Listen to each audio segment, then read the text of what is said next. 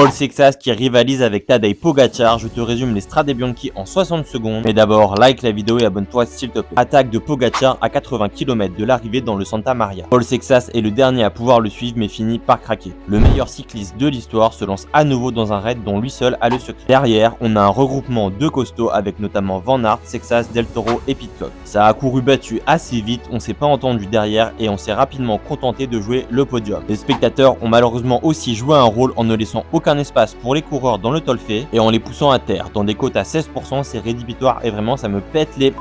On a quand même eu une belle bagarre et c'est Sexas qui l'a remporté devant Del Toro alors que le Mexicain a pu rester dans les roues toute la journée. J'ai été extrêmement impressionné par Paul Sexas une nouvelle fois. Bravo monsieur, il termine à seulement 1 minute de Pogacar. Côté français, on note les belles performances de Romain Grégoire 4ème et Jordan Labrosse 11ème. Wout van Aert termine 10ème. Dis-moi ce que tu as pensé des Strade Bianchi 2026 et ce que tu as été impressionné ou déçu par la performance de Paul Sexas. On se retrouve très vite pour Paris-Nice et Tirreno Adriatico. Like la vidéo et abonne-toi s'il te plaît.